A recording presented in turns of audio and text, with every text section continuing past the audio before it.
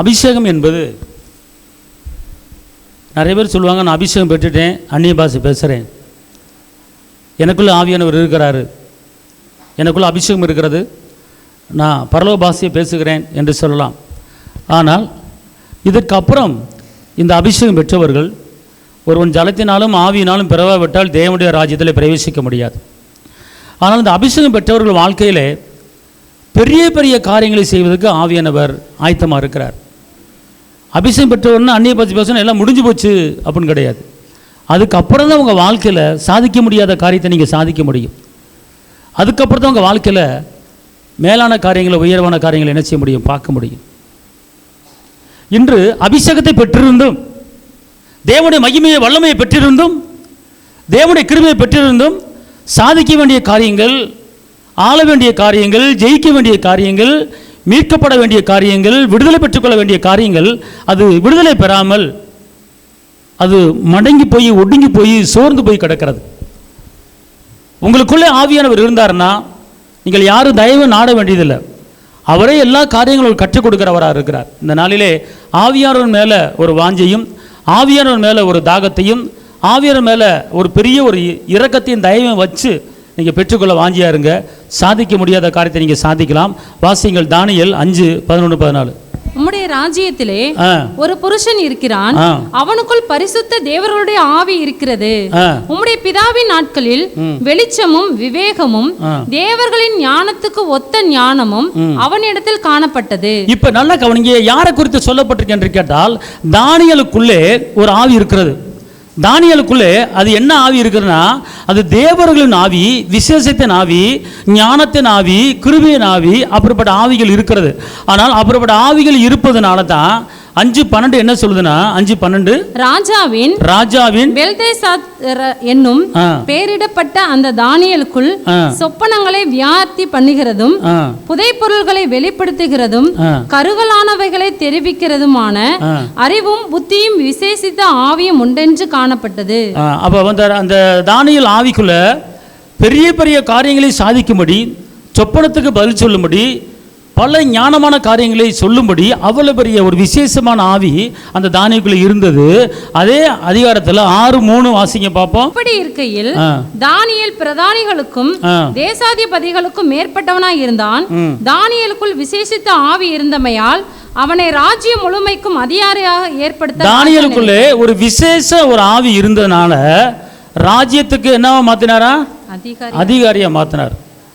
அன்பார்ந்தவர்களே, இப்படிப்பட்ட அந்த விசேஷமான ஆவி உங்களுக்குள்ள இருக்கிறது. இப்படிப்பட்ட விசேஷமான ஆவி நமக்குள்ள இருக்கிறது. ஆனால் அந்த விசேஷமான ஆவி நமக்குள்ள இருந்தும் நம்ம ராஜ்யங்களை சுதந்திரிக்க முடியல. ராஜ்யங்களை சுதந்திரிக்க வேண்டாம், நாட்டை சுதந்திரிக்க வேண்டாம். நமக்குன்னு கொடுக்கப்பட்ட சில ஆசீர்வாதங்கள், நமக்குன்னு கொடுக்கப்பட்ட சில பலன், நமக்குன்னு கொடுக்கப்பட்ட சில ஆலோசனைகள், நமக்குன்னு கொடுக்கப்பட்ட சில கிருபைகள், நமக்குன்னு கொடுக்கப்பட்ட சில தாளந்துகள், இவை எல்லாவற்றையுமே நம்ம பெற்றுக்கொள்ள முடியாமல் இருந்த வண்ணமாகவே இருக்க வேண்டிய ஒரு நிலைமையில் எல்லாரும் இருக்கிறோம். நல்லா தெரிஞ்சுக்கொள்ளுங்க, இந்த ஆவியானவர் உங்களுக்குள்ள வந்துட்டார்னா அவர் செய்ய வேண்டிய காரியத்தை அவர் கரெக்டாக செய்வார். இந்த தானியேலுக்குள்ள இப்படிப்பட்ட ஒரு விசேஷ ஆவி இருந்தனால அவர் என்ன பண்ணார், அவருக்குள்ளேயே சில தீர்மானங்கள் எடுத்தார். தானியேல் 1:8, தானியேல் ராஜாவின் போஜனத்தினாலும் அவர் பானம் பண்ணும் திராட்சை ரசத்தினாலும் தன்னை தீட்டுப்படுத்தலாகாதென்று தன் இருதயத்தில் தீர்மானம் பண்ணிக்கொண்டு. இப்ப நல்ல கவனிங்க, அதாவது தேவ பிள்ளைகள், ரட்சிக்கப்பட்ட பிள்ளைகள் இருந்தால் நமக்குள்ளே நாம என்ன செய்யணும், ஒரு தீர்மானம் எடுக்கணும். நம்ம இருந்த வண்ணமா இருக்கணும், வேலை பார்க்குறோம், சாப்பிட்றோம், சம்பாதிக்கிறோம், அவ்வளோதான் அப்படிங்கிற லெவலில் இருக்கிறோம். நம்ம ஒவ்வொருத்தரும் என்ன செய்யணும் அப்படின்னு கேட்டிங்கன்னா, ஒரு தீர்மானம் எடுக்கணும். என்ன தீர்மானம் எடுக்கணும், நான் இதை செய்வேன் அப்படிங்கிற தீர்மானம். இப்படி ஜெபிப்பேன், இப்படி துதிப்பேன், இப்படி ஆராதிப்பேன், இந்த காரியத்தை சாதிப்பேன், இந்த வேலையை நான் கண்டிப்பாக நான் அடைஞ்சே தீருவேன், இந்த காரியத்தில் கண்டிப்பாக இறங்குவேன், இப்படிப்பட்ட காரியத்தில் நான் செய்வேன் அப்படிங்கிற ஒரு உன்னதமான உயர்வான ஒரு தீர்மானம் உங்களுக்குள்ள என்ன செய்யணும், வரணும். அதாவது ஆவியானவர் உள்ளே இருந்தார்னா உங்களை சாதிக்க வைப்பார், ஒரு தீர்மானம் பண்ண வைப்பார். இந்த தானியேல் என்ன பண்ணார், தீர்மானம் பண்ணார். என்ன தீர்மானம் பண்ணார் தெரியுமா? தனக்கு தீட்டு வராத அளவுக்கு, தன்னை தீட்டுப்படுத்தி கொள்ளாத அளவுக்கு ஒரு தீர்மானம் பண்ணார். அப்போ இன்னைக்கு இந்த ஆவியானவர் உள்ளே இருந்தார்னா ஒரு தவறை பண்ண மாட்டேன், ஒரு தப்பை பண்ண மாட்டேன், தேவையில்லாமல் பேச மாட்டேன், நான் இந்த காரியத்தை சாதிப்பேன், இந்த காரியத்தில் நான் எடுப்பேன், ஜெயம் எடுப்பேன், சீக்கிரம் இந்த பிரச்சனை விடுதலை கிடைக்கும், இதை நான் சாதிப்பேன் அப்படிங்கிற ஒரு வைராக்கியமான ஒரு தீர்மானம் ஒவ்வொருவரும் எடுத்தாகணும். அந்த தீர்மானம் தான் உங்களை தீர்மானிக்க வைக்கிறது. அதான் ஒரு காரியத்தை நீங்கள் நிர்ணயம் பண்ணும்போது, தீர்மானம் பண்ணும்போது அது உங்களுக்கு கிடைக்கும், அது உங்களுக்கு நிலவரப்படும். தீர்மானம் இல்லாத ஒரு வாழ்க்கை கிடையாது. கண்டிப்பாக நான் இந்த வருஷத்தில் இந்த பிரச்சனையை முடிச்சே தீருவேன், தீர்மானம் எடுக்கணும். கண்டிப்பாக இந்த வருஷத்தில் இந்த காரியத்தை முடிச்சே காட்டுவேன், தீர்மானம் எடுக்கணும். கண்டிப்பாக இந்த வருஷத்தில் கர்த்தர் எனக்கு ஒரு ஜெயத்தை கொடுக்க போறாரு, நான் ஜெயத்தை பார்த்து தான் இந்த வருஷத்தை முடிப்பேன் அப்படிங்கிற ஒரு தீர்மானம் எடுக்கணும். கண்டிப்பாக என் பிள்ளையை இந்த இடத்துல படிக்க வைப்பேன், கண்டிப்பாக என் பிள்ளையை இப்படிப்பட்ட படிக்க வைப்பேன் அப்படிங்கிற ஒரு வைராக்கியம், ஒரு தீர்மானம் எல்லாத்துக்கும் வரணும். இது உள்ள இருந்தா, உள்ள ஆவியானவர் இருந்து செயல்பட்டு எல்லா காரியத்தையும் நடப்பார். பார்த்துக்கணும், உங்களுக்குள்ள இருக்கிற ஒரு விசேஷமான ஒரு ஆவியானவர். இதை நீங்கள் புரிஞ்சுக்கொள்ளணும். அந்த விசேஷமான ஆவியானவர் உங்களுக்குள்ள இருக்கிறாரு. ஆனால் அவர் விசேஷமான காரியங்களை செய்வதற்கு உங்களை பயன்படுத்த ரெடியாக இருக்கிறாரு. ஆனால் நீங்கள் அதுக்குண்டான ஒரு ஸ்டெப் எடுக்கிறது கிடையாது, அதுக்குண்டான ஒரு தீர்மானம் எடுக்கிறது கிடையாது, அதுக்குண்டான ஒரு விருப்பத்தை எடுத்துக்கொள்ள கிடையாது. கிறிஸ்தவன் அப்படி சொல்லிக்கிட்டு இருக்கீங்க. பட் ஆனால் நீங்கள் சாதிக்கணும் அப்படிங்கிற ஒரு தீர்மானம், நீங்கள் எழுமணும், பிரகாசிக்கணும், வெளிச்சம் கொடுக்கணும், ஜாதிகளை சொந்தமாக்கணும், குலத்தை கண்ட்ரோல் போல வளருவேன் அப்படிங்கிற ஒரு தீர்மானம் எடுக்கும்போது அந்த தீர்மானத்தை உள்ள இருக்கிற ஆவியை உங்களுக்கு நினைச்சுவார், நிறைவேற்றுவார். அப்போ 1 யோவான் 5:12 சொல்லுது, நீங்கள் தேவனால் பிறந்தவர்கள், நீங்கள் பாவம் செய்ய மாட்டீர்கள் அப்படின்னு சொல்லப்பட்டிருக்கிறது. தேவனால் பிறந்த எவனும் பாவம் செய்யான் என்று அறிந்திருக்கிறோம். அப்படி என்றால் நான் தேவனால் பிறந்திருக்கிறேன், ஆவியானவர் எனக்குள்ள இருக்கிறார், அதனால் எந்த பாவமும் என்னை தொட முடியாது, எந்த பாவம் நான் செய்ய முடியாது, பாவத்துக்குள்ள பிரவேசிக்க மாட்டேன் அப்படின்னு சொல்லிட்டு 1 தீமோத்தேயு 5:20 சொல்லுது, என்னை நான் சுத்தவானாக காத்துக்கொள்வேன் அப்படிங்கிற ஒரு வைராக்கியம், ஒரு தீர்மானம் எடுக்கணும். அப்ப இந்த வசனம் 1 தீமோத்தேயு 5:22 என்னை சுத்தவானாக ஒருவன் மேலும் சீக்கிரமாய் கைகளை வையாதே, மற்றவர்கள் செய்யும் பாவங்களுக்கும் உடன்படாதே, உன்னை சுத்தவானாக காத்துக்கொள். அப்படின்னா நீ சுத்தவானாக இருந்து கொள், நீ பரிசுத்தமாக இருந்து கொள், நீ காத்துக்கொள். அப்படின்னா அதுதான் ஒரு தீர்மானம். நான் எந்த தவறும் பண்ண மாட்டேன், ஒரு தீர்மானம். நான் எந்த பாவம் செய்ய மாட்டேன், ஒரு தீர்மானம். இந்த காரியத்தை சாதிப்பேன், ஒரு தீர்மானம். அப்போ இந்த ஆவியார் உள்ளே இருந்து உங்களுக்கு தீர்மானம் பண்ண வைக்கிறார், சில காரியங்களை நடப்பிக்க வைக்கிறார், சில காரியங்களை செய்ய வைக்கிறார். ஆனால் அவர் உள்ளே இருக்கிறாரு. ஆனால் அவரை செய்ய விடாம நீங்க சும்மா உட்கார வச்சுக்கிட்டு இருக்கீங்க. நீ எழுமணும், பிரகாசிக்கணும், வெளிச்சம் கொடுக்கணும், ஜாதிகளை சொந்தமாக்கணும், அப்படிப்பட்ட வாக்குத்தத்தங்கள் இருக்கிறது. அந்த வாக்குத்தத்தங்கள் நிறைவேற்றுகிறார். இயேசுவான சொல்றாரு, நான் போய் வேற ஒரு தேற்றவாளனை அனுப்புறேன்னு சொன்னார், அனுப்பிட்டாரு. ஆனா அவர் நமக்குள்ள இருக்கிறாரு. ஆனால் இருந்தும் நம்ம என்ன செய்யறது கிடையாது. இப்போ தானியேல் எடுத்துக்கொள்ளுங்க. தானியேல் ஒரு அடிமையா போனவர் தான். அவர் என்ன பண்ண, ராஜாவுக்கு ஒரு சொப்பனத்தை பதில் சொல்றதுக்கு அந்த நாட்டில் வாழ்ற எத்தனையோ ஜோசியக்காரங்க, எத்தனையோ மாயமந்திரக்காரங்க இருந்தாங்க, அவர்களால் பதில் சொல்ல முடியல. ஆனால் தானியேல் என்ன செய்யறாரு, பதில் சொல்றாரு. எப்படி பதில் சொல்றாருன்னா, தானியேல் 2:16 என்ன சொல்லுதுன்னா, தானியேல் ராஜாவினிடத்தில் போய் சொப்பனத்தின் அர்த்தத்தையும் ராஜாவுக்கு காண்பிக்கும்படி தனக்கு தவணை கொடுக்க விண்ணப்பம் பண்ணினான். அப்ப என்ன பண்ணார், சொப்பனத்துக்கு பதில் சொல்றதுக்கு எனக்கு முன்னாள் டைம் வேணும், நான் ஜெபிச்சு ஆவியானவர்கிட்ட கேட்டு சொல்றேன் அப்படின்னாரு. அதே மாதிரி பதில் சொல்றாரு, பார்த்துக்கொள்ளுங்க. அப்போ அதே போல இந்த தானியேல் தீர்மானம் என்ன பண்ணார்னா, 6:10 நான் எப்படியும் எந்த சூழ்நிலை வந்தாலும், எந்த நிலைமை வந்தாலும், எனக்கு எதிராக என்ன போராட்டம் வந்தாலும் நான் கண்டிப்பான முறையில் 3 வேளை ஜெபித்து ஆவேன், இதிலிருந்து நான் ஒரு உடன்படிக்கை பண்றேன், இதில் நான் மாற மாட்டேன் அப்படிங்கிற ஒரு தீர்மானம் எடுக்கிறார். தினமும் 3 வேளை ஜெபிப்பேன் அப்படிங்கிற தீர்மானம். ஆனால் இந்த தீர்மானத்தை அறிந்து அவர் ஜெபித்துக் கொண்டிருக்கிறார். ஆனால் எதிராளிகள் ஜெபிக்க விடாமல் தடுப்பதற்கு ராஜா மூலமாக சட்டத்தை போடுறாங்க. ராஜாவை தவிர வேற யாரும் வணங்க கூடாதுன்னு சொல்றாங்க. ஆனாலும் அவர் எடுத்த முடிவிலே, அவர் எடுத்த தீர்மானத்திலே அவர் பின்வாங்கல. சட்டம் வந்தாலும் சரி, யாரும் ஜெபிக்க கூடாது, ராஜாவை தான் வணங்கணும் அப்படின்னு சட்டம் வந்தாலும் சரி, நான் வானத்தையும் பூமி உண்டாக்கின சர்வ வல்லவரை நான் மையப்படுத்துவேன், துதிப்பேன்னு சொல்லி அவர் சட்டத்தை மீறி என்ன செஞ்சாரு, ஜெபிக்க ஆரம்பிச்சாரு. தீர்மானத்தில் உறுதியாக இருந்தார், அது மாறலை. அதனால வந்த விளைவு என்ன, சிங்கத்தின் வாயை என்ன செஞ்சாரு, சிங்க கிபியில் போட்டாங்க. சிங்கத்தின் வாயை கர்த்தர் என்ன செஞ்சாரு, கட்டி போட்டார். அந்த ஜெபம், அந்த தீர்மானம் அவருக்கு வெற்றியை கொடுத்தது. தீர்மானம் ஜெபத்தை கொடுத்தது, ஜெபம் வெற்றியை கொடுத்தது. அப்படி என்றால் உங்களுக்குள்ளே ஒரு காரியம் நீங்கள் எடுத்துக்கொள்ள வேண்டும். நான் கண்டிப்பா இத்தனை வயசு வரைக்கும் வாழ்வேன் அப்படி தீர்மானம் பண்ணி பாருங்க, வாழ்வீங்க. கண்டிப்பா இந்த வருஷத்துல இந்த பிரச்சனையை சால்வ் பண்ணுவேன், தீர்மானம் பண்ணி பாருங்க. கண்டிப்பா தானியேல் 3 வேளை ஜெபம் பண்ணுவேன், தீர்மானம் பண்ணார். என்ன சட்டம் வந்தாலும் சரி, என்ன போராட்டம் வந்தாலும் சரி, இதில் பின்வாங்க மாட்டேன் அப்படின்னாரு. அந்த தீர்மானத்தில் உறுதியாக இருந்தார். ஆனாலும் இந்த 3 வேளை ஜெபத்தின் நிமித்தமாக சிங்க கபில போடப்பட்டாலும் அவருடைய ஜெபம், அவருடைய தீர்மானம் சிங்கத்தின் வாயை கட்டி போட்டது. அப்படிப்பட்ட ஒரு தாளந்தை பெற்றவர் தான் தானியேல். அதே தாளந்து, அதே வல்லமை, அதே அபிஷேகம், அதே விசேஷமான ஆவி கர்த்தர் உங்களுக்கு எனக்கு கொடுத்திருக்கிறாரு. ஆனால் இந்த ஆவியானவரை பெற்றுக்கொண்டு, இந்த விசேஷ ஆவியானவரை பெற்றுக்கொண்டு நாம் ஒன்றும் செய்ய முடியாமல் நாம் தள்ளாடி வாழ்க்கையை ஓட்டிக் கொண்டிருக்கிறோம். சோர்ந்து வாழ்க்கையை ஓட்டிக் கொண்டிருக்கிறோம். கண்ணீர் வடித்து வாழ்க்கையை ஓட்டிக் கொண்டிருக்கிறோம். அடுத்தவர்கள் முன்னால தலை நிமிர முடியாமல் வாழ்க்கையை ஓட்டிக் கொண்டிருக்கிறோம். ராஜா முன்னால ஒரு விசேஷமான காரியத்தை செஞ்சவர் தான் தானியேல். ஆனால் எதிராளிகள் வந்தார்கள். ஆனால் எதிராளிகள் வெட்கப்பட்டு போகும்படியாக அந்த தானியேல் அந்த சிங்க கபில சிங்கத்தின் வாயை கட்டி போட்டார். காரணம் என்ன? அவருக்குள்ள இருந்த அந்த பரிசுத்த ஆவியானவர், அவருக்குள்ள இருந்த தீர்மானங்கள், அவருக்குள்ள இருந்த ஜெப ஆவி. நடந்த காரியம் என்ன? யாரெல்லாம் எதிராளி எழுப்பினார்களோ அவர்கள் சிங்கத்தின் வாய்க்கு இரையானார்கள். இதே போலத்தான் இன்னைக்கு நம்முடைய வாழ்க்கையிலும் ஒரு தீர்மானம் எடுப்போம், ஜெபிப்போம். எதிராளி வருவான், ஆனால் அவர்கள் முன்னால கர்த்தர் நம்மளை தலை நிமிர பண்ணுவார். அல்லேலூயா, அல்லேலூயா. நல்லா புரிஞ்சுக்கொள்ளுங்க. அந்த விசேஷ ஆவி தானியேலுக்குள்ள இருந்தனால தான் இந்த சாதிக்க முடியாத காரியத்தை சாதிக்க முடிஞ்சது. நீங்களாம் அபிஷேகம் பெற்றவர்கள், அந்நிய பாஷை பேச தெரியும், எனக்குள்ள ஆவியானவர் இறங்கினார் என்று சொல்கிறோம். ஆனால் உங்களுக்குள்ள ஏதாவது விசேஷம் நடந்திருக்கிறதா?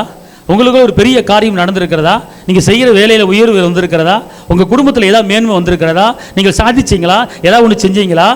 வீடு கட்டினீங்களா?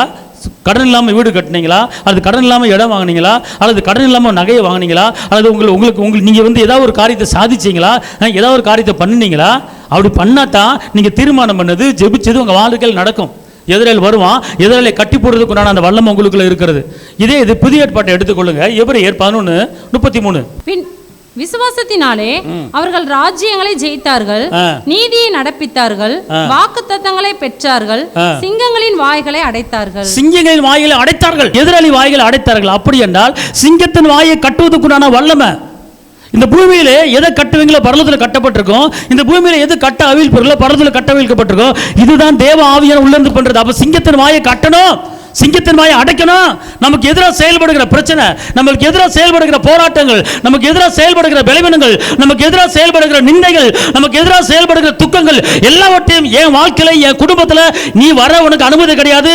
உன்னை இயேசுவின் நாமத்திலே பிரச்சனையை உன்னை கட்டுகிறேன், துக்கமே உன்னை கட்டுகிறேன், தரத்தின் ஆவியை உன்னை கட்டுகிறேன், பலவீனம் உன்னை கட்டுகிறேன் என்று சிங்கத்தின் வாயை கட்டுகிறது போல உங்களுக்கு எதிராக எழும்புகிற எல்லா அந்தகார வல்லமைகளை கட்டுவதற்குண்டான பலன், கட்டுவதற்குண்டான வல்லமை, அப்படிப்பட்ட ஒரு தீர்மானம் உங்களுக்குள்ள இருக்கிறது, அப்படிப்பட்ட அபிஷேகம் உங்களுக்குள்ள இருக்கிறது. ஆனால் இந்த அபிஷேகத்தை பெற்றுக்கொண்டு நீங்கள் சும்மா இருக்கிறதுக்கு கர்த்தர் விரும்பல. நான் இறங்கி கிரியை செய்ய ரெடியா இருக்கிறேன், ஆனா என்னை பயன்படுத்தாமல் இருக்கிறாய், என்னை யூஸ் பண்ணாம இருக்கிறேன். நான் இறங்கிட்டேன், உனக்குள்ள வந்துட்டேன்.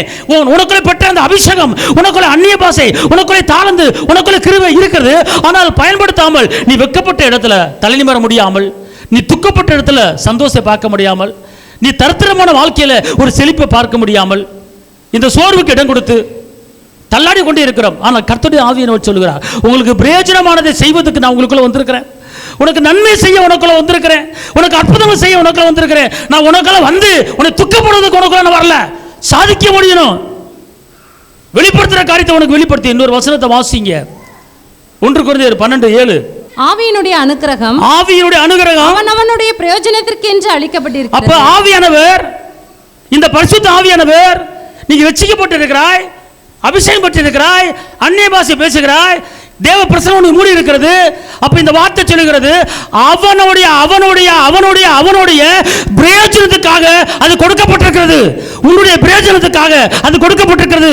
உன்னுடைய வாழ்க்கையில நலமான காரியங்களை செய்வதற்கு அது உனக்கு கொடுக்கப்பட்டிருக்கிறது. பிரயோஜனமான காரியங்களை பார்ப்பதற்கு, பிரயோஜனமான காரியங்களை எடுப்பதற்கு, நன்மையான காரியங்களை எடுப்பதற்கு, அற்புதமான காரியங்களை எடுப்பதற்கு இந்த ஆவியானவர் உனக்கு அது கொடுக்கப்பட்டிருக்கிறது, அளிக்கப்பட்டிருக்கிறது. அந்த ஆவியானவர் உனக்கு பிரயோஜனமான காரியத்தை செய்து கொண்டு வருகிறாரா? அந்த ஆவியானவர் உனக்கு நன்மையான காரியங்களை செய்து கொண்டு வருகிறாரா? இந்த வசனம் என்ன சொல்லுகிறது? ஆவியானவர் அவனுக்கு, எனக்குனா எனக்கு ஒரு பிரயோஜனம், உங்களுக்குனா உங்களுக்கு ஒரு பிரயோஜனம், உங்களுக்கு உண்டான பிரயோஜனம் என்ன? அதை செய்ய ஆவியானவர் உங்களுக்கு அளிக்கப்பட்டு இருக்கிறது, அது கொடுக்கப்பட்டு இருக்கிறது. அப்ப இந்த ஆவியானவரை நீங்க பயன்படுத்துறீங்களா? இந்த ஆவியானவர்ட்ட உங்க பிரச்சனையை சொல்றீங்களா? இந்த ஆவியானவர் உனக்குள்ள இருக்கிற பயங்கரமானதை அறிந்து கொள்றீங்களா? ஆவியானவர் வாக்குத்தத்தங்களை கொடுத்து உங்க மேல வச்சிட்டார். ரட்சிப்பின் சுவிசேஷமாகிய சத்திய வசனத்தை கேட்டு என்னைக்கு ரட்சிப்பு அடைஞ்சீங்களோ அன்னைக்கே வாக்குத்தத்தம் பண்ணப்பட்ட பரிசுத்த ஆவிக்குள்ள நீங்கள் ஒவ்வொரு முத்திரை குத்தப்பட்டு இருக்கிறீங்க. அந்த முத்திரை உங்க மேல இருக்கிறது, அந்த வல்லம் உங்க மேல இருக்கிறது, அந்த அபிஷேகம் உங்க மேல இருக்கிறது, அந்த தீர்மானம் உங்க மேல இருக்கிறது. அதை எடுத்து நீங்க பயன்படுத்துவதற்கு, பிரயோஜனமான காரியங்களை செய்வதற்கு, நன்மையான காரியங்களை செய்வதற்கு உங்களுக்குள்ளே அவர் வாசம் பண்ணி கொண்டிருக்கிறார். ஆனால் அவர் எடுத்து நீங்கள் பயன்படுத்தாமல் துக்கத்தையும் நெருக்கத்தையும் பிரச்சனையும் தரித்திரத்தையும் வேதனையும் கஷ்டத்தையும் நஷ்டத்தையும் அனுபவித்துக் கொண்டிருக்கிறோம். கர்த்தர் சொன்னாரு, உனக்கு பிரயோஜனமான காரியம் என்ன? உனக்கு தீமையான காரியம் இல்லையா? உனக்கு நஷ்டமான காரியம் இல்லையா? பிரயோஜனமான காரியத்தை செய்ய தான் உனக்குள்ள நான் வந்திருக்கிறேன். இந்த வசனத்தை திருப்பி படிங்க. ஆவியினுடைய அனுக்கிரகம், ஆவியானவர் உனக்கு அனுக்கிரகம் கொடுக்கிறாரு. அவனவனுடைய பிரயோஜனத்திற்கு என்று அளிக்கப்பட்டிருக்கிறது. அவனவன் பிரயோஜனத்துக்காக அளிக்கப்பட்டிருக்கு. எல்லாம் சொல்லுங்க, எனக்குள்ள இருக்கிற ஆவியானவர் எனக்குண்டான பிரயோஜனத்துக்காக, எனக்குண்டான நன்மைக்காக எனக்கு அவர் அளிக்கப்பட்டிருக்கிறார், கொடுக்கப்பட்டிருக்கிறார். அவர் எனக்குள்ள இருக்கிறார். ஆமென் சொல்லுங்க. அல்லேலூயா, அல்லேலூயா. இங்க இருங்களேன், நீங்கள் அந்நிய பாஷை பேச ஆரம்பிச்சிட்டிங்கன்னா உங்களுக்குள்ள தேவ மகிமை இறங்கிச்சுன்னா உங்களுக்குள்ள இருக்கிறார். அவர் இருந்துட்டு அவர் இங்கே இருங்க. அவர் கூட இந்த 1 கொரிந்தியர் 14, 15, 16 பார்த்தீங்கன்னா அது எப்படின்னா 1 கொரிந்தியர் 14, 15, 16 இப்படி இருக்க செய்ய வேண்டுவது என்ன? செய்ய நான் ஆவியோடு விண்ணப்பம் பண்ணுவேன், கருத்தோடு விண்ணப்பம் பண்ணுவேன், நான் ஆவியோடும் பாடுவேன், கருத்தோடும் பாடுவேன். அப்ப ஆவியானவர் உங்களுக்குள்ள இருந்து உங்களை ஜெபிக்க வைக்கிறாரு, உங்களுக்குள்ள இருந்து துதிக்க வைக்கிறாரு, உங்களுக்குள்ள இருந்து எல்லா காரியத்தையுமே செய்து ஜெபிக்க கூட வைக்கிறார். ஆவியானவர் துதிக்க கூட வைக்கிறார். பலன் இல்லாத நேரங்களிலே ஒரு வசனம் இருக்கிறது, உன்னால் ஜெபிக்க முடியாமல் சோர்ந்து போகிற நேரத்தில் கூட நான் உன்னை என்ன செய்வேன், ஜெபிக்க வைப்பேன்னு ரோமரில் சொல்லப்பட்டிருக்கிறது. நல்லா கவனிங்களேன். இங்கிறங்களேன், இந்த ஆவியானவர் உங்களுக்குள்ளே இருந்தாருன்னா நீங்கள் விசேஷமான காரியங்களை செய்ய முடியும். இருந்த வண்ணமாக நீங்கள் இருக்க மாட்டீங்க. இருந்த வண்ணமாக நீங்கள் என்ன செய்ய மாட்டீங்க, இருக்க மாட்டீங்க. அவர் உங்களுக்குள்ள இருந்து செயலாற்ற விரும்புகிறார். தாகமுள்ள மேல் தண்ணீரை ஊற்றுவேன் அப்படிங்கிறார். அப்போ என்னன்னா, இந்த தானியங்களுக்கு இருந்த ஆவியானவர் அவர் வந்து ராஜா முன்னாடி போய் நின்றார், சொப்பனத்துக்கு பதில் சொன்னார், சிங்கத்தின் வாயை கட்டினார், சாதிச்சாரு. இன்னைக்கு நம்ம சாதிக்கிறோமா? நமக்குள்ள இருக்கிற ஆவியானவரை வச்சு நம்ம சாதிக்கிறோமா? நம்ம எழும்புறோமா? நம்ம பிரகாசிக்கிறோமா? அடுத்தவர்களுக்கு பயன்படுறோமா? நம்ம பிரச்சனையை தீர்க்க முடியல, அப்புறம் எப்படி அடுத்தவங்களுக்கு போய் நம்ம பிரயோஜனம் பயன்பட முடியும்? நல்லா தெரிஞ்சுக்கொள்ளுங்க, உங்களுக்குள்ள இருக்கிறவர் நீ பிரயோஜனப்படும்படி, நீ பிரகாசிக்கும்படி உனக்குள்ள வாசம் பண்ணுகிறேன். அல்லேலூயா. அந்த வசனத்தை திருப்பி எல்லாம் சொல்லுங்க. எனக்குள்ள இருக்கிற ஆவியானவர் நான் பிரயோஜனமா இருப்பதுக்கு எனக்கு கொடுக்கப்பட்டு இருக்கிறது. சொல்லுங்க பாப்பா எல்லாரும். எனக்குள்ளே பிரயோஜனமாவதுக்கென்று எனக்கு கொடுக்கப்பட்டு இருக்கிறது. ஆமென் சொல்லுங்க. அல்லேலூயா, அல்லேலூயா, அல்லேலூயா, அல்லேலூயா. அப்ப நல்லா தெரிஞ்சு கொள்ளுங்க, நீங்கள் பிரயோஜனமான வாழ்க்கை வாழ வேண்டும், நீங்க நன்மையான வாழ்க்கை வாழ வேண்டும், நீங்க உயர்வான வாழ்க்கை வாழ வேண்டும், நீங்க பலனுள்ள வாழ்க்கை வாழ வேண்டும், நீங்க சுகமான வாழ்க்கை வாழ வேண்டும், நீங்கள் சமாதானமான வாழ்க்கை வாழ வேண்டும். அதுக்கு தான் ஆவியானவர் உங்களுக்கு கொடுக்கப்பட்டிருக்கிறது. அதுதான் உங்களுக்கு பிரயோஜனமா இருக்கணும். நீ பிரயோஜனமான வாழ்க்கை வாழ வேண்டும் என்று அவர் விரும்புகிறார். எதுக்கு ஆவியானவர் வந்திருக்கிறார் சொல்லுங்க, திருப்பி சொல்லுங்க. ஆவியானவர் உங்களுக்குள்ள எதுக்கு வந்திருக்கிறார் சொல்லுங்க பாப்போம். எல்லாம் சொல்லுங்க. எனக்கு பிரயோஜனமானதை செய்வதற்கு அவர் இருக்கிறார். இங்கே அவர் வந்துட்டாருன்னு கண்டிப்பாக இங்கே ஆவியனை வந்துட்டாருன்னா ஆவின் 9 வரங்களை கண்டிப்பாக ஒரு வரம் உங்களுக்குள்ளே இருக்குது. அது கீழே படித்து பார்த்தீங்கன்னா அந்த ஆவியினாலே குணமாக்க வரும், அந்த ஆவியினாலே விசுவாசம் வரும், அந்த ஆவியினாலே ஒவ்வொரு வரம் இருக்கிறது. இந்த 9 வரத்தில் கண்டிப்பாக ஒவ்வொருவருக்கும் ஒவ்வொரு வரம் கிரியை செய்யும். ஆனால் அந்த வரத்தை வந்து நீங்கள் என்ன பண்ண மாட்டீங்க, பயன்படுத்த மாட்டீங்க. அதான் விசேஷம், அதான் நன்மை செய்கிறது. ஆனால் ரசிக்கப்பட்டு அபிஷேகம் பட்டு அந்நிய பாஷை பேசுகிறேன், என்ன பிரயோஜனம்? அந்த ரசிக்கப்பட்டு அபிஷேகம் பட்டு அந்த அந்நிய பேசுறீங்கன்னா உங்களுக்குள்ள இருக்கிற அந்த ஆவியானவர் உங்களை பிரயோஜனமான காரியங்களை செய்யணும், மேன்மையான காரியங்களை செய்யணும், அற்புதமான காரியங்களை செய்யணும், அதிசயமான காரியங்களை செய்யணும், வெற்றியான காரியங்களை செய்யணும், விடுதலையான காரியங்களை செய்யணும். அது நடக்கலையே. அப்படின்னா ஏன் நடக்கல? அந்த ஆவியானவர் ஏன் நம்மளுக்கு இப்படிப்பட்ட விசேஷமான காரியத்தை செய்ய முடியல? நீங்கள் அவர் மேலே ஒரு விருப்பம் வைக்கல, அவர் மேலே ஒரு தாகம் இல்லை, அவர் மேலே ஒரு வாஞ்சை இல்லை. ஆவியானவர் எங்கே உண்டு அங்கே விடுதலை உண்டு தானே சொல்லப்பட்டிருக்கிறது. சொல்லுங்க பாப்போம். ஆவின் வரங்கள் 9 கொடுக்கப்பட்டிருக்கிறது. அந்த ஆவியினாலே அப்படின்னு போட்டிருக்கு. அப்படி படிங்க பார்ப்போம் கீழே அப்படியே. எப்படி எனில் ஒருவனுக்கு ஆவியினால ஞானத்தை போதிக்கும் 9 வரை இருக்கு. எல்லாத்துக்குமே ஒரே வரத்தை கொடுக்க மாட்டார், எல்லாத்துக்கும் ஒரே வரம் கொடுக்க மாட்டார். ஒவ்வொருத்தருக்கும் ஒவ்வொரு வரம் கொடுக்குறாரு. அது உங்களுக்கு தெரியாது. ஆனால் இந்த நீங்கள் ரட்சிக்கப்பட்டு அபிஷேகம் பட்டு அந்நிய பாஷை பேசிட்டீங்கன்னா, உங்களுக்குள்ள அவர் வந்துட்டார், தேவ பிரசன்னம் வந்துட்டீங்கன்னா, உங்களுக்குள்ள வரம் ஆப்ரேட் ஆகுது. உங்களுக்கு ஒரு வல்லமைய மரங்கள் இருக்குது என்பதை நீங்கள் அறியாமல் இருக்கிறீங்க, தெரியாமல் இருக்கீங்க. அறியாத காரியத்தை ப்ராபிஷம் அனாட்டிங் தீர்க்க தரிசனம் வரும். ஒவ்வொன்றா ஆண்டவர் ஒவ்வொருத்தருக்கு ஒரு வரத்தை கொடுப்பாரு. நல்லா தெரியுங்க. இப்போ எனக்கு ஆவியானவர் இறங்கினார், எனக்கு தெரியாமல் இருந்தேன். ஆனால் படிக்கும்போது எல்லா ஊழியர்களும் சொன்னாங்க, உனக்குள்ளே தீர்க்க தரிசன வரம் இருக்கிறது, அதை ஆப்ரேட் பண்ணு அப்படின்னாங்க. அதை குறித்து வாஞ்ச, அதை குறித்து தாகம், அது மேலே ஒரு வாஞ்ச வையி, உனக்குள்ளே இருக்கிற ஆவியானவர் பயன்படுத்த சொன்னாங்க. அதை பயன்படுத்த ஆரம்பித்து பார்த்துக்கொள்ளுங்க, அது கிரீச்ச ஆரம்பிச்சு. அப்போ அதே போல் உங்களுக்குள்ள ஒரு வரம் இருக்கிறது, 9 வரம் இருக்கிறது. அந்த 9 வரத்தில் கண்டிப்பான ஒரு வரம் உங்களுக்குள்ளே இருக்கும். நீங்கள் என்ன பண்ணுவீங்க? அந்த வரத்தை பயன்படுத்தாமல் வந்தேன், போனேன், இருந்தேன், சாப்பிட்டேன், தூங்கினேன், அதை பார்த்தேன், இதை பார்த்தேன், என்ன செய்ய 92 நாள் எடுத்து சொல்லிவிட்டு பிரச்சனையை பேசிவிட்டு இந்த வரத்தை இந்த வரம் இருந்தால் சாதிக்க முடியாத காரியத்தை சாதிக்க முடியும். ஆமே, அல்லேலூயா சொல்லுங்க. அல்லேலூயா. அவரால் கூடாத காரியம் ஒன்றுமே கிடையாது. ஆமே, அல்லேலூயா சொல்லுங்க. இப்போ இந்த ஆலயத்தை கட்டினோம். இந்த ஆலயத்தை கட்டினோம்னா கட்டி முடிக்கும் போது 38 லட்சம் ஆச்சு மொத்தம். இப்போ கூட வரும். அப்போ 38 லட்சம் ஆச்சு. இந்த 38 லட்சம் வேலையை ஆரம்பிக்கும் போது வெறும் 10,000 வச்சு ஆரம்பித்தோம். அதாவது போர் போட்டோம். 10,000 வச்சு என்ன செஞ்சோம்? போர் போட்டோம். போர் போட்டுக்கிட்டு இருக்கும்போது 150 அடிக்கு 10,000 ரூபா. 150 அடி போட்டால் 10,000 சொன்னாங்க. அப்போ அவங்க சொன்னால் இன்னொரு எக்ஸ்ட்ரா 5 அடி போட்டுக்குவோம் அப்படின்னாங்க.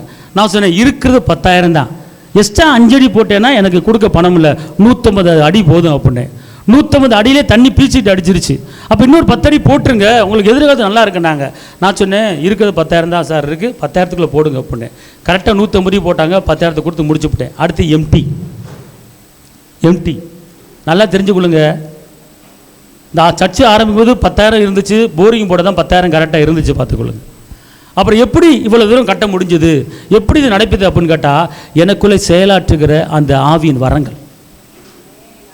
அல்லேலூயா, அல்லேலூயா, அல்லேலூயா. ஒரு இடத்துக்கு ஜெபிக்க கூப்பிட்டாங்க, ஜெபிக்க போனேன். அந்த வீட்டுக்குள்ளே கால் வச்சேன். கால் வைக்கும் போது அந்த வீட்டுக்குள்ளே தொண்டு தொட்டு சூசைட் ஆவி இருந்துக்கிட்டு இருக்கு, உங்களுக்குள்ள மரணக்கு ஆவி இருந்துக்கிட்டு இருக்கு, இருக்கிறத பொழைக்கிறன்னு நினச்சிக்கிட்டு இருக்கீங்க. கர்த்தர் உங்களுக்கு விடுதலை கொடுக்குறான்னு சொன்ன உடனே அவங்க எல்லாரும் அப்படியே நின்ட்டாங்க. எப்படி எங்கள் வீட்டில் செத்துது, ஒரு ஆளை செத்துக்கிட்டு இருக்காங்க, எப்படி உங்களுக்கு தெரியும்? அதான் ப்ராப்பர்ட், இதுலேருந்து உங்களுக்கு விடுதலை ஏசப்பா தர்றாரு அப்படின்னு பார்த்தா டப்புன்னு ஒரு பெரிய அமௌண்ட்டு காணிக்க கொடுத்தாங்க. அடுத்த ஸ்டெப்பு ஆரம்பிச்சுட்டேன். அடுத்து ஃபோனில் ஜெபிக்கிறாங்க. ஜெபிக்கும் போது இந்த காரியம் உங்களுக்கு நடந்து கொண்டு இருக்குது, இந்த காரியத்தை ஆண்டவர் செய்ய போகிறாரு, நாளைக்கு உங்களுக்கு வரப்போகுது, உங்களுக்காக முடங்கி கிடக்கிற பணங்கள் வரப்போகுது. ஒரு குறிப்பிட்ட நாள் பணம் வந்துருச்சு, அடுத்து அவங்க ஒரு அமௌண்ட் காணிக்க கொடுத்தாங்க. செயல்பட்டு கொண்டு இருக்கிறது ஆவியின் வரங்கள். இதுதான். அப்போ இதே போல் உங்களுக்குள்ள ஒரு ஆவியின் வரங்கள் இருக்கிறது. அந்த வரங்கள் உங்கள் வாழ்க்கைக்கு நன்மை செய்யக்கூடிய வரங்கள். புரியுதா? அதான் இந்த வசனம் சொல்லுகிறது. ஏன்னா உங்களுக்கு பிரயோஜனமானதை செய்வதற்கு அது பயன்பாடாக என்ன செய்கிறது இருக்கிறது. அந்த வரங்களை ஒன்றா வாசிங்க பார்ப்போம். வேறொருவனுக்கு அந்த ஆவியினாலேயே அறிவை உணர்த்தும் வசனமும், வேறொருவனுக்கு அந்த ஆவியினாலே விசுவாசமும், வேறொருவனுக்கு அந்த ஆவியினாலே குணமாக்கும் வரங்களும், வேறொருவனுக்கு அற்புதங்களை செய்யும் சக்தியும், வேறொருவனுக்கு தீர்க்க தரிசனம் உரைத்தலும், வேறொருவனுக்கு ஆவிகளை பகுத்தறிதலும், வேறொருவனுக்கு பற்பல பாஷைகளை பேசுதலும், வேறொருவனுக்கு பாஷைகளை வியாக்கியானம் பண்ணுதலும் அளிக்கப்படுகிறது. வேறொருவன் சொல்லப்பட்டிருக்காது. என்ன அர்த்தம் அப்படின்னு கேட்டீங்கன்னா, ஒருத்தருக்கு ஒருத்தர் ஒவ்வொரு விதமான கிஃப்ட் கர்த்தர் கொடுப்பார். ஆனால் அந்த கிஃப்ட்டு உங்களுக்குள்ள இருக்கிறது. சில அறியாத காரியங்களை, தெரியாத காரியங்களை தெரிஞ்சுக்கலாம். நீங்கள் ஒரு இடத்துக்கு போனீங்கன்னா அது எப்படி பேசணும் அப்படிங்கிறத சொல்லி தருவார். ஒரு வசனம், லூக்கால ஒரு வசனம் இருக்கிறது. நீங்கள் போங்க, அங்கே பேசுகிற ஆவியானவர் உங்களுக்கு என்ன செய்வார்? பேசுவார்னு சொல்லப்பட்டிருக்கிறது. நல்லா புரியுதா உங்களுக்கு? என்ன அப்போ இந்த வசனம் எங்கே இருக்குன்னு கேட்டால், மத்தேயு 10ஆம் அதிகாரத்தில் 19:20. மத்தேயு 10ஆம் அதிகாரத்தில் 19:20. அவர்கள் உங்களை ஒப்பு கொடுக்கும் போது எப்படி பேசுவோம் என்றும் என்னத்தை பேசுவோம் என்றும் கவலைப்படாதிருங்கள். நீங்கள் பேச வேண்டுவது அந்த நேரத்தில் உங்களுக்கு அருளப்படும். அந்த நேரத்தில் உங்களுக்கு என்ன செய்யப்படும்? அருளப்படும். நீங்க எங்க போறீங்க, எங்க வர்றீங்க, எதை பேசணும், எதை பேசக்கூடாது கவலைப்பட வேணாம். உங்களுக்குள்ள இருக்கிற ஆவியானவர் அதை பேசுவார். நீங்க ஒரு இடத்துக்கு போறீங்க, வேலைக்கு போறீங்க, கேள்வி கேட்குறாங்க, கரெக்டாக பதில் சொல்லணும். அப்போ உங்களுக்கு என்ன பேச தெரியாது. அப்படின்னா நீங்கள் ஆவியானவர், ஆண்டவரே எனக்குள்ளே இருக்கிற ஆவியானவரே எனக்கு பிரயோஜனமானதை செய்ய எனக்குள்ளே வந்திருக்கிறீங்க, எனக்கு சொல்லித்தாங்க, கற்றுத்தாங்க என்று சொல்லும் போது கண்டிப்பான முறையில் கர்த்தர் அந்த காரியத்தை உங்களுக்கு சொல்லி கொடுப்பார். ரைட், போகட்டும். இப்போ அந்த ஆவியானவர் உங்கள் வாழ்க்கையில் செயல்படாமல் இருப்பதுக்கு ஒரு சில காரணங்கள் இருக்காது. ஆவியானவர் உங்கள் வாழ்க்கையில் சில காரியங்களை செய்வதற்கு நம்ம பிரயோஜனப்படாமல் இருக்க ஒரு சில காரியங்கள் இருக்குது. எடுத்து வாசிங்க எபேசியர் 4:30. அன்றியும் நீங்கள் மீட்கப்படும் நாளுக்கென்று முத்திரையாக பெற்ற தேவனுடைய பரிசுத்த ஆவியை துக்கப்படுத்தாதிருங்கள். நீங்க மீட்கப்படும் நாளுக்கென்று முத்திரையாக பெற்ற தேவனுடைய பரிசுத்த ஆவியை துக்கப்படுத்தாதிருங்கள். அப்ப ஏன் அந்த பரிசுத்த ஆவியை நமக்குள்ள வேலை செய்ய முடியல அப்படின்னு கேட்டா, நம்ம அவரை துக்கப்படுத்துறோம். அவரை நம்ம எப்படி பெற்றிருக்கிறோம் சொல்லுங்க பாப்போம். பரிசுத்த ஆவியை நம்ம எப்படி பெற்றிருக்கிறோம்? இங்க என்ன சொல்லப்பட்டிருக்கு? நீங்கள் மீட்கப்படும் நாளுக்கென்று முத்திரையாக பெற்ற தேவனுடைய. இப்ப சொல்லுங்க, எப்படி பெற்றிருக்கிறீங்க? முத்திரை. சரி, முத்திரை என்ன அர்த்தம்? முத்திரை சாமானியத்தில் அழிக்க முடியாது. முத்திரை என்ன செய்ய முடியாது? அழிக்க முடியாது. முத்திரை மோதிரம் மாதிரி. அந்த முத்திரைங்கிறது என்னன்னா, நன்மையான இடங்களுக்கு போறதுக்கு, அரண்மனைக்கு போறதுக்கு முத்திரை மோதிரம் கொடுத்துருக்கிறார். அப்போ இந்த ஆவியானவர் எப்போ வந்தாரு உங்களுக்குள்ள? எப்போ வந்தாரு? எப்போ கிரீசியை வந்தார் அப்படின்னா, நீ என் பிள்ளை, நீ கேட்டால் கிடைக்கும், உனக்குள்ள செயலாற்ற போகிறேன், நீ கேரிய காரியம் செய்ய போகிறேன் அப்படின்னு சொல்லி நம்ம மேலே ஒரு முத்திரையை வந்துட்டார். அல்லேலூயா. அந்த முத்திரை எல்லாம் பெற்றிருக்கீங்க. அந்த முத்திரை உங்கள் மேலே இருக்கு. எப்போ எப்போ வந்துச்சு முத்திரை? அந்த வசனம் 1 கொரிந்தியர்ல எப்படி போட்டிருக்கனா, நீங்களும் உங்கள் ரட்சிப்பின் சுவிசேஷமாகிய சத்திய வசனத்தை கேட்டு, என்னைக்கு சத்திய வசனத்தை கேட்டீங்களோ, விசுவாசிகளான போது வாக்குத்தத்தம் பண்ணப்பட்ட பரிசுத்த ஆவியால் அவருக்குள் முத்திரை போடப்பட்ட. அப்ப அவருக்குள் யாருக்குள்ள முத்திரை போடப்பட்டிருக்கீங்க? சொல்லுங்க. பரிசுத்த ஆவிக்குள்ள நீங்க என்ன பண்ணிருக்கிறீங்க? முத்திரை போடப்பட்டிருக்கு. ஆனா அந்த முத்திரைங்கிறது வாக்குத்தத்தங்களை பெற்று தருகிற முத்திரை. அந்த முத்திரை என்பது சுகமான வாழ்க்கை வாழ, அந்த முத்திரை என்பது பரலோகத்துக்கு போவதற்கு, அந்த முத்திரை என்பது நீ செய்கிற காரியம் வாய்ப்பதற்கு, அந்த முத்திரை என்பது நீ எழும்பி பிரகாசிக்கும்படி, அந்த முத்திரை என்பது நீ வெளிச்சம் கொடுக்கும்படி, அந்த முத்திரை என்பது ஜனங்களை சொந்தமாக்கும்படி, அந்த முத்திரை என்பது நீ நீர்க்காலவரமே நடப்பட்ட இலையில் இருக்கிற மரத்தை போல செழித்தோங்கி வளரும்படியான ஒரு முத்திரை உன் மேல விழுந்துச்சு. அந்த முத்திரை உன் மேல இருக்கிறது. ஆனால் முத்திரை இருந்தும், முத்திரையை பெற்றுக்கொண்டும் நம்ம படுகிற பாடு கொஞ்சம் நெஞ்சம் இல்லை, படுகிற கஷ்டம் நெருக்கம் கொஞ்சம் நெஞ்சம் இல்லை. ஆனால் முத்திரை உங்கள் மேலே குத்தப்பட்டிருக்கிறது. அப்புறம் என்ன அர்த்தம்னா, உங்கள் பேரில் 1 கோடி பணம் பேங்கில் கிடக்கு, அது எடுக்க முடியாமல் தவிச்சுக்கிட்டு இருக்கோம். எடுக்கிறதுக்கு உண்டான வழி தெரியலை, எப்படி எடுக்குன்னு தெரியல. ஆனால் எடுக்கிறதுக்கு நமக்குள்ளே ஒருத்தர் இருக்கிறாரு, அவர் எடுக்க வைப்பார். அவர் தான் பிரயோஜனமானவர். அவர் தான். இந்த ஒரு வசனத்தை நல்லா புரிஞ்சு கொள்ளுங்க. அதாவது 1 கொரிந்தியர் 12:7 நல்லா புரிஞ்சு கொள்ளுங்க. அவர் உங்களுக்குள்ள வந்துட்டார்னா, உங்கள் வாழ்க்கையில் தீமைக்கு உண்டான, நஷ்டத்துக்கு உண்டான, துக்கத்துக்கு உண்டான ஒரு காரியத்தையும் அவர் செய்ய விடவே மாட்டார். அவர் செய்ய உங்களை கொண்டு போக விட மாட்டார். அவர் உங்களுக்கு நன்மை என்ன, சுகம் என்ன, பலன் என்ன, சந்தோஷம் என்ன, சமாதானம் என்ன, இயேசுனா யாரு, ஆவியானவர் யாரு, பரலோகம் என்ன, எல்லா காரியங்களையும் கற்றுக் கொடுத்து சொல்லி கொடுத்து உன்னை மலை மேல இருக்கிற பட்டணங்களை உயர்த்துவதற்கு நீயும் உன் குடும்பமும் உன் பிள்ளைகளும் பிரயோஜனமான வாழ்க்கை வாழ்றதுக்கு என்னென்ன செய்யணும் அப்படிங்கிறத ஒவ்வொன்றா கற்றுக் கொடுக்கிறவர் தான் இந்த ஆவியானவர். அதான் அவர் சொல்றார் 1 கொரிந்தியர் 12:7. திருப்பி சொல்லுங்க. அது அப்பதான் புரியும். ஆவியினுடைய அனுக்கிரகம் அவனவனுடைய பிரயோஜனத்திற்கு என்று அளிக்கப்பட்டிருக்கிறது. எப்படி எனில், ஒருவனுக்கு ஆவியினாலே ஞானத்தை. அங்கங்க இத சொல்லிவிட்டு எப்படி எனில் அப்படின்னு போட்டிருக்கு. எப்படி போட்டிருக்கு? அவனவனுக்கு பிரயோஜனமானதை செய்ய கொடுக்கப்பட்டிருக்கிறது. எப்படி எனில் அப்படின்னா எப்படி? இப்ப நீங்க கேள்வி கேட்கறீங்க. இப்ப வந்து நல்லா தெரிஞ்சுக்கொள்ளுங்க. 12:7 வசனம் சொல்லுது. ஆனா அந்த வசனத்துக்கு உண்டான கேள்வி, அந்த கேள்விதான் வேறொருவனுக்கு. அப்பனா உங்க ஒவ்வொருவருக்கும் ஒவ்வொரு கிஃப்ட் இருக்கிறது, ஒவ்வொருவருக்கும் ஒவ்வொரு தாளந்து இருக்கிறது, ஒவ்வொருவருக்கும் வெளிப்பாட்டு வரங்கள். அறிஞ்சுக்கொள்ள. உங்கள்கிட்ட எவனா பேச வந்தானா எந்த நோக்கத்தில் வர்றான் அப்படின்னு அறிஞ்சுக்கொள்ள முடியும். என்ன பேச வந்திருக்கான்னு தெரிஞ்சுக்கொள்ள முடியும். இவன் நல்லவனா கெட்டவனா என்பது புரிஞ்சு, அதுதான் ஆவியின் வரங்கள். பார்த்துக்கணும். அதான் ப்ராப்பர்ட் அனாயிண்டிங். அப்போ ஒவ்வொருவனுக்கும் ஒரு தாளந்து, உனக்கு நல்ல திறமையை பேசக்கூடிய ஞானம் இருக்கிறது, ஞானத்தின் வரம் சொல்லப்பட்டிருக்கு. அந்நிய பாஷை வியாக்கியானம் பண்ணக்கூடிய வரம் சொல்லப்பட்டிருக்கிறது. அப்போ எல்லாத்துக்கும் ஒவ்வொருத்தரும் ஒரு கிஃப்ட் இருக்குது, பார்த்துக்கொள்ளுங்க. ஆனால் அந்த கிஃப்ட்டு, அந்த தாளந்து உங்களுக்குள்ளே அது புதைக்கப்பட்டு அடக்கம் பண்ணப்பட்டு கொண்டு இருக்கு. அவர் பெட்டிகளை போட்டு பூட்டி வச்சிருக்கிறீங்க. பிரயோஜனமான சொல்றது தான் உங்களுக்குள்ள இருக்கிறாரு. நீங்கள் என்ன செய்றீங்க? அவர் எடுத்து பயன்படுத்த மாட்டீங்க. மற்றபடி அவர் வேலை செய்ய முடியாத அளவுக்கு அவரை நாம் துக்கப்படுத்தி கொண்டு இருக்கிறோம். எப்படி என்றால் எபேசியர் 4:30 சொல்லுகிறது, பரிசுத்த ஆவியானவரை நீங்கள் என்ன செய்யாதீங்க? என்ன செய்யாதீங்க? அவர் துக்கப்பட்டார்னா அவர் உங்களுக்குள்ள இருந்து ஒரு காரியம் செய்ய முடியாது. சரி, நீங்க கேட்கலாம், அவரை நான் எங்க துக்கப்படுத்தினேன்? எனக்குள்ள ஆவியானவர் இருக்கிறாரு, நான் அந்நிய பாஷை பேசுறேன், பரிசுத்த எனக்குள்ள இருக்கிறாரு, நான் அவரை துக்கப்படுத்தவே இல்லையே. எல்லாம் சொல்லுங்க, பரிசுத்த ஆவியானவரை நான் துக்கப்படுத்தவில்லை. ஒரு காரியம் தெரிஞ்சுக்கொள்ளுங்க, பரிசுத்த ஆவி உங்களுக்குள்ள இருக்கிற ஆவியானவரை நீங்கள் துக்கப்படுத்துறீங்கன்னா உங்கள் ஜெபத்துக்கு பதில் கிடைக்காது. பரிசுத்த ஆவியை துக்கப்படுத்திங்கன்னா நீங்கள் எழும்ப முடியாது. பரிசுத்த ஆவியானவரை துக்கப்படுத்திங்கன்னா நீங்கள் பிரகாசிக்க முடியாது. பரிசுத்த ஆவியானவரை நீங்கள் துக்கப்படுத்துனீங்கன்னா சாதிக்க முடியாது.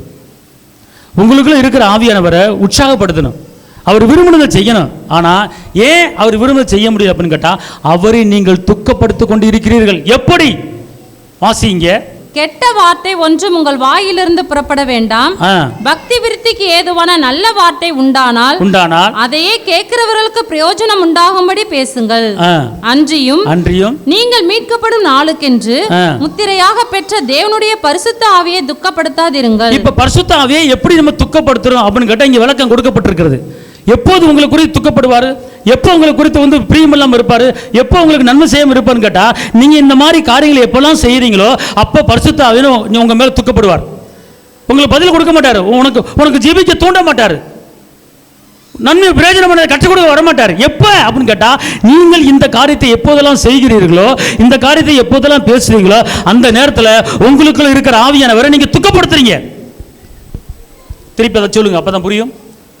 கெட்ட வார்த்தை ஒன்றும் உங்கள் வாயிலிருந்து புறப்பட வேண்டாம். கெட்ட வார்த்தை ஒன்றும் உங்கள் வாயிலிருந்து புறப்பட வேண்டாம். பக்தி விருத்திக்கு ஏதுவான நல்ல வார்த்தை உண்டானால், அப்ப அவரை பிரியப்படுத்துறதுக்கு உங்க வாயில பக்தி விருத்திக்கு உண்டான வார்த்தை என்ன, நன்மையான வார்த்தை என்ன, அற்புதமான வார்த்தை என்ன, அதிசயமான வார்த்தை என்ன, உயர்வான வார்த்தை என்ன, விடுதலையான வார்த்தை என்ன, சமாதான வார்த்தை என்ன, அதை மட்டும் தான் நீங்க பேச வேண்டுமே தவிர, நல்ல வார்த்தை மட்டும் பேச வேண்டும் தவிர வேற எந்த வார்த்தையை பேசக்கூடாது. கெட்ட வார்த்தையை, அவிசுவாச வார்த்தையை, துர்குணமான வார்த்தையை, அருவமான வார்த்தை நீங்க பேசக்கூடாது.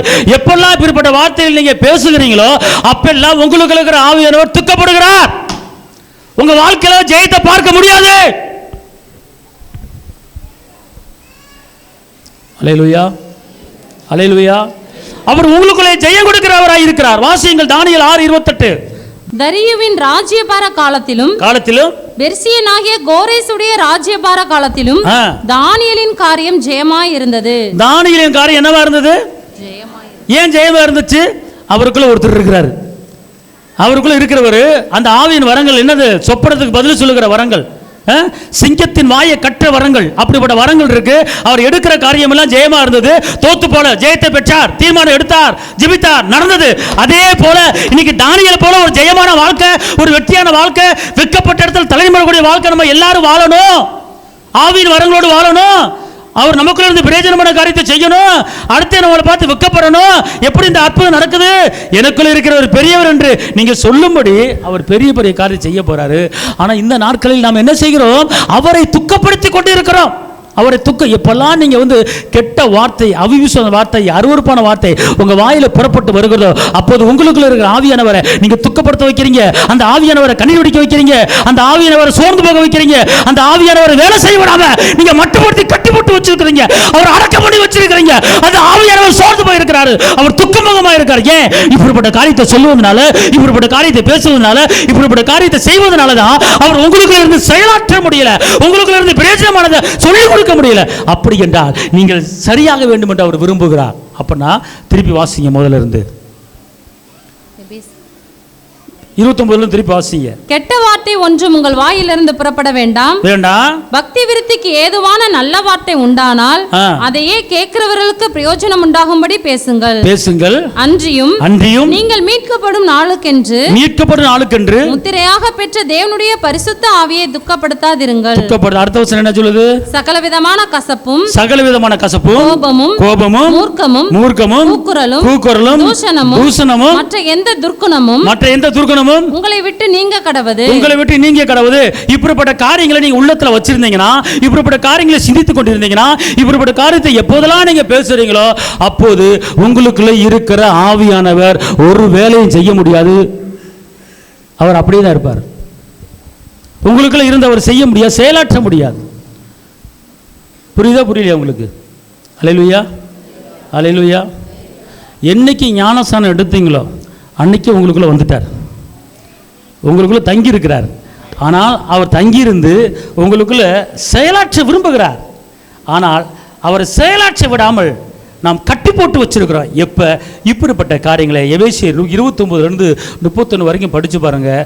இந்த காரியங்களை நீங்கள் செய்வதனால், இந்த காரியங்களை சிந்திப்பதனால், இந்த காரியங்களை நீங்கள் பேசுவதனால அவர் ஒரு காரியமும் நமக்கு செய்ய முடியல. தானியேலை போல நம்மளும் வெற்றி வாழ்க்கை வாழலாம், தாவீதை போல வெற்றி வாழ்க்கையை வாழலாம், ஆபிரகாம் போல வெற்றி வாழ்க்கை வாழலாம். நம்ம ஏன் வெற்றி வாழ்க்கை வாழ முடியல என்று கேட்டால் ஒரு சாதாரண காரியம். இதெல்லாம் ஒரு சாதாரண காரியமாக விடுவதற்கு ஒரு பெரிய கஷ்டமான காரியமா? சொல்லுங்கள் பார்ப்போம். நல்லா தெரிஞ்சுக்கொள்ளுங்க. நீங்கள் பெற்ற அந்த பரிசுத்த ஆவியானவரை நீங்கள் உங்களுக்குள்ளே இருந்து செயலாற்றுங்கள். அவர் தேற்றவாளன், உன்னை தேற்றுகிற ஆவியானவர். அவர் விசேஷ ஆவியானவர். உன் வாழ்க்கையில் விசேஷம் நடக்கணும். தானியேலை பார்த்து சொல்கிறார், ராஜா இவனுக்குள்ள ஒரு விசேஷமான ஆவி இருக்குது அப்படிங்கிறார். அப்போ உங்களுக்குள்ள அந்த விசேஷமான ஆவி இருக்கிறது. ஆனால் அந்த விசேஷ ஆவியான உள்ளே இருந்தான்னா உன் வாழ்க்கை விசேஷமாக நடந்துக்கிட்டே இருக்கும், விசேஷமான காரியம் நடக்கும். ஏன் விசேஷமான காரியம் நடக்கல அப்படின்னு கேட்டால் அந்த விசேஷமான ஆவியானவர் செயல்படுத்த விரும்பல. அப்போ ஏன் அப்படின்னு கேட்டால் இப்படிப்பட்ட காரியங்கள் நம்முடைய வாயில் வருகிறது, இப்படிப்பட்ட காரியங்களை செய்து கொண்டு இருக்கிறோம். அதனால் அவர் செய்ய முடியல. கட்டு போட்டு வச்சுட்டு ஆவியானவர் கட்டு போட்டு எனக்குள்ள தங்கி படுத்து தூங்கு, ஒரு வேலையை பார்க்காதீங்க, தூங்கிட்டு இருங்க. நான் இப்படி பேசிக்கிட்டு கெட்ட வார்த்தை, அருவருப்பான வார்த்தை, பிரியமில்லாத வார்த்தை பேசிக்கிட்டு இருக்கேன். கடந்து ஒண்ணுமே உருப்படாம போறதுக்கு தான். அப்போ முத்திரை வாங்கி என்ன பிரயோஜனம்? ரசிக்கப்பட்டு என்ன பிரயோஜனம்? ஞானஸ்நானத்தை என்ன பிரயோஜனம்? முத்திரை விழுந்துருச்சு, முத்திரை பெற்றுக்கிட்டான், பரலோகத்தின் பிள்ளை, அவன் முத்திரை வாங்கிட்டான். ஆனால் அந்த முத்திரையை பெற்றிருந்தும் அந்த முத்திரை செயல்படாத அளவுக்கு, அந்த முத்திரை நம்முடைய வாழ்க்கையில் நடக்காத அளவுக்கு நாம் தவறு பண்ணுவதால் என்ன தவறு பண்ணுறோம்? ஒரு பெரிய ஒரு காரியம் ஒன்றும் அவர் சொல்லலை. உன் வாயை காத்துக்க. அந்த வசனத்தை திருப்பி படிங்க, அதை உணருங்க, அப்பதான் தெரியும். சகலவித கசப்பு நல்லா தெரிஞ்சுக்கொள்ளுங்க. ஆவியானவர் எப்போதெல்லாம் உங்களை குறித்து வேதனைப்படுகிறார், ஆவியானவர் எப்போதெல்லாம் உங்களை குறித்து துக்கப்படுகிறார், ஆவியானவர் உங்களுக்கு ஒரு காரியத்தை செய்ய விடாம அமைதியா எப்ப இருக்கிறார் அப்படின்னு கேட்டா சகலவிதமான கசப்பு, கோபம், மூர்க்கமும், கூக்குரலும், தூஷணமும், மற்ற எந்த துர்க்குணமும் உங்களை விட்டு நீங்க கடவது. உங்களை விட்டு என்ன செய்யக்கூடாது? நீங்க கூடாது, நீங்கணும். என்ன அந்த முதல் வசனம் வாசிங்க. அன்றியும் நீங்கள் மீட்கப்படும் நாளுக்கென்று முத்திரையாக பெற்ற தேவனுடைய பரிசுத்த ஆவியை துக்கப்படுத்தாதிருங்கள். பரிசுத்த ஆவியை துக்கப்படாது. அன்பார்ந்தவர்களே, இப்போ ஒரு காரியத்தை நல்லா தெரிஞ்சு கொள்ளுங்க. இப்போ இன்னைக்கு ஆவியானவர் எனக்கு சொன்னார் ஒரு காரியம், நல்லா கவனிங்க, அங்கிட்டு பிராக் பார்க்காதீங்க. என் பிள்ளைகளுக்குள்ளே நான் வந்து ரொம்ப நாளாச்சு, என் பிள்ளைகளை நான் தங்கி ரொம்ப நாளாச்சு. ஆனால் என்னை அவங்கள பிரயோஜனமானதை அவங்க வாழ்க்கையில், அவங்க குடும்பத்தில், அவங்க தொழிலில், அவங்க வியாபாரத்தில், பிள்ளைகள் படிப்பு காரியத்தில், பிள்ளைகள் திருமண காரியத்தில், கற்பத்துக்கணி காரியத்தில் நான் எல்லாத்துக்கும் நன்மை செய்ய நான் ரெடியாக நிற்கிறேன். நான் ரெடியாக நிற்க செய்ய வரும்போது பார்த்துக்க, என் பிள்ளைக்கு இப்படிப்பட்ட காரியத்தை பேசிடுதுங்களா, அந்த இடத்துல நான் துக்கமாக மாறிடுறேன், என்னால் அடுத்து நான் செய்ய முடியல. அப்போ என் பிள்ளைகளை இதிலிருந்து கொஞ்சம் மனம் மாற சொல்லு. நான் ஸ்டெப்பாக என் பிள்ளைங்க வாழ்க்கையை நான் கட்ட போகிறேன். குடும்பத்தை வேலை இல்லைன்னா வேலையை வாங்கி தரப்போகிறேன், சுகம் இல்லைன்னா சுகத்தை தரப்போகிறேன், பிள்ளைகள் படிப்பு கருத்தில் முன்னேற்றத்தை கொடுக்க போகிறேன், பிள்ளைங்க போகிற இடத்துல செழிப்பாக வாழப்போகுது. என் பிள்ளைகளுக்கு நல்ல இந்த உலகத்தில் இந்த கடைசி வரைக்கும் நான் வாழ்கிற வரைக்கும் நான் பிரயோஜனமான காரியத்தை ஒவ்வொன்றா செய்ய போகிறேன். ஆனால் செய்கிறதுக்கு நான் வர்றேன். ஆனால் வரும்போது தகாத ஒரு சில காரியங்களை என் பிள்ளைங்க பேசுவதுனால என் கையை கட்டி போட்டுடுறாங்க, நான் வேலை செய்ய முடியல, நான் சும்மா உட்காந்துக்கிட்டு இருக்கேன். என் பிள்ளைங்க என்னை பிரயோஜனமான காரியத்தை செய்ய விடாமல் தடுத்துக்கிட்டு இருக்கு. நான் என்ன செய்யட்டும் மகனே? நீ விழுந்து ஜெபிக்கிற, 40 பிரேயர் வைக்கிற, 40 பிரேயர் வைக்கிற, எதுக்கு வைக்கிற? பிள்ளைங்க கடன் பிரச்சனை அடையணும், அடகு வச்ச நகையை திருப்பணும், குடும்பத்தில் சமாதானம் வேண்டும், நிம்மதி வேண்டும் என்பதுக்கான ஜெபிக்கிற. ஆனால் இதெல்லாம் கரெக்டு. ஆனால் நான் உள்ளே இருந்து இந்த மாதிரி காரியத்தை செய்ய போகிறேன், ஆனால் செய்கிறதுக்கு ஒரு சில தடைகள் இருந்து கொண்டு இருக்கிறது அப்படி என்று வெளிப்படுத்தினேன்.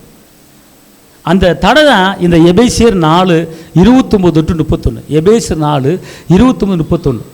ரெடி ஆகிட்டேன், பக்கத்தில் வந்துட்டேன் அப்படிங்கிறார். நிறைய பேர் நிரந்தரமான வேலை இல்லாமல் இருக்கீங்க, வேலை கொடுக்க போகிறாரு. நிறைய பேர் திருமண காரியம் தடையாகிட்டு இருக்கு, கொடுக்க போகிறாரு. நிறைய பேருக்கு கடன் பிரச்சனை அடைய போகுது, நீங்கள் அடை வச்ச நகையில் திருப்ப போகிறீங்க, திருப்புறதுக்குண்டான வழியை கர்த்தர் உருவாக்கி கொடுக்க போகிறாரு. யோபுக்கு எப்படி வழியை உருவாக்குனாரு, ஒரு விதவைக்கு எப்படி வழியை உருவாக்குனாரு, வரிகட்ட மீனை எப்படி உருவாக்குனாரு, அதே போல் எல்லா காரியத்தையும் கொடுப்பதற்கு உங்களுக்குள்ளே இருந்து ஞானமாக செயல்பட போகிறார். உங்களுக்குள்ள ஞானமாக இருந்தால் அவர் விசேஷ ஆவியானவர் உங்களுக்கு விசேஷத்தை கொடுக்க போகிறார். ஹலோ, புரியுதா புரியல உங்களுக்கு? அதான் அவர் சொல்கிறாரு யோவான் 14:16, யோவான் 14:16, என் நாமத்தினாலே நீங்கள் எதை கேட்டாலும் அதை நான் செய்வேன், நான் அதை செய்வேன். என் நாமத்தில் நீங்கள் எதை கேட்டாலும் அதை நான் செய்வேன். அப்போனா அவர் செய்கிறது ரெடியாக இருக்கிறார். ஆனால் நம்ம தான் அவரை செய்ய விடாமல் தடுத்து நிப்பாட்டிக்கிட்டு இருக்கோம். அது என்ன காரியம் என்று கேட்டால், அவருக்கு பிரியமில்லாத காரியங்கள், அவருக்கு பிடிக்காத காரியங்களை நம்ம செய்வதனால தான். நல்லா கவனிங்களேன். நம்ம பிரயாசப்பட்டு இந்த கூட்டங்களை வைத்து கொண்டு இருக்கிறோம். எந்த ஒரு தீர்மானம் பண்ணி ஒரு நோக்கத்தோடு செஞ்சுக்கிட்டு இருக்கோம். சும்மா டைம் பாஸுக்கு செய்யலை, ஒரு தீர்மானம் எடுத்துருக்குறோம். அல்லேலூயா. இந்த 40 நாளில் பிரச்சனைகள் பூரா சால்வ் ஆகணும் அப்படிங்கிற ஒரு தீர்மானம் எடுத்துருக்குறோம். ஆமாம் இல்லையா? ஆமென். சாதிக்க முடியாத காரியத்தை சாதிக்கணுங்கிற ஒரு தீர்மானத்தை எடுத்துருக்குறோம். அல்லேலூயா. அப்போ அதுக்கு நீங்கள் என்ன செய்யணும்? ஆவியானவருக்கு உங்கள் ஆவி, உங்கள் ஆத்துமா, உங்கள் சரீரத்தை என்ன செய்யணும்? விட்டு கொடுக்கணும். அந்த விசேஷ ஆவியானவர் உங்களுக்குள்ள இருக்கிறார். நீங்கள் இந்த ஆவியானவரை பெற்றுக்கொள்ள வாஞ்சியாக இருந்தீங்கன்னா, ரோமர் 8ஆம் அதிகாரத்தை முழுவதும் நீங்கள் படிச்சிங்கன்னா, ரோமர் 8ஆம் அதிகாரத்தை முழுவதும் நீங்கள் படிச்சிங்கன்னா உங்களுக்குள்ளே அவர் இருந்து செயலற்றார். ஒவ்வொரு வசனத்திலும் ஆவியானவர் ஆவியானவர் ஆவியானவர் ஆவியார் இருந்துக்கிட்டே இருக்கிறார். அந்த ஆவியானவர் தான் எல்லா காரியத்தையும் செய்துக்கிட்டு இருக்கிறார். புரியுதுங்களா? அதனால் இந்த ரோமர் 8 அதிகாரத்தை தர்வா படிங்க. ரோமர் 8 அதிகாரத்தை நல்லா மனப்பாடம் பண்ணுங்க. அந்த ரோமர் 8 அதிகாரத்தை, ஏன்னா மாமிச சிந்தை மரணம், ஆவின் சிந்தையோ ஜீவனும் சமாதானம் எல்லாம் அதில் கொடுக்கப்பட்டிருக்கிறது. இந்த வசனத்தின்படி நீங்கள் கரெக்டாக நடங்க. கர்த்தர் பெரிய காரியங்களை செய்வார்.